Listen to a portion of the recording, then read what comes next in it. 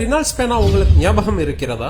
Laszlo பீரோ என்ற ஹங்கேரிய பத்திரிகையாளரால் பால்பாயின் pen வடிவமைக்கப்பட்டது. 1938 அதற்கான ஆலையை உலகப்போர் காரணமாக அர்ஜென்டினா நாட்டில் நிறுவி பல நாடுகளுக்கு ஏற்றுமதி செய்தார். அமெரிக்காவில் இந்த பேனாக்களை வாங்கிய மில்டன் ரெனால்ட்ஸ் என்பவர் அந்த வடிவிலான பேனாக்களை அமெரிக்காவில் தான் சந்தைப்படுத்த வேண்டும் என்று ரிவர்ஸ் இன்ஜினியரிங் செய்ய முயற்சி செய்தார். பீரோவின் பேனாக்கள் கேபிலரி ஆக்ஷன் என்று ரீஃபிலிலிருந்து இங்கை அந்த பந்திற்கு உறிஞ்சக்கூடிய வகையில் இருந்தது. இவர் குறைந்த குழகுழப்பு தன்மையுடைய ஒரு இங்கை உருவாக்கி ஈர்ப்பு விசை காரணமாக தானாக நகரும் இங்கை உருவாக்கி அதற்கான காப்புரிமையை பெற்றார். 1945 ரெனால்ட்ஸ் ராக்கெட் என்று இதனை சந்தைப்படுத்தும் பொழுது இதனுடைய விலை கிட்டத்தட்ட இன்றைய மதிப்பில் 15,000 ரூபாய். இருப்பினும் மக்கள் போட்டி போட்டுக்கொண்டு இந்த பேனாவை வாங்கினார்கள். பின்பு குறைந்த விலை பேனாக்களை அனைத்து நிறுவனங்களும் சந்தைப்படுத்தின. ரெனால்ட்ஸ் நிறுவனமும் பிளாஸ்டிக்காலான 045 என்ற பேனாவை சந்தைப்படுத்தியது. உலகில் பல நாடுகளில் இருந்த நிறுவனங்களுக்கு உரிமத்தை கொடுத்தது.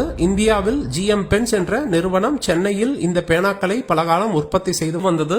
இப்பொழுது வேறு ஒரு அமெரிக்க நிறுவனம் அந்த உரிமத்தை பெற்றுள்ளது. சென்னையில் இந்த நிறுவனத்திற்கான ஒரு ஆராய்ச்சி மையமும் இருக்கின்றது. இதில் எழுதப்பட்டிருக்கும் பெயர் அழியும் வரை பல முறை ரீஃபில்கள் மாற்றி பயன்படுத்தியிருப்பார்கள். பிளாஸ்டிக் உடைந்தால் கூட நூல்களை கட்டியோ அல்லது டேப் ஒட்டியோ அது முழுவதும் உடையும் வரை பயன்படுத்தியவர்கள் பலர்.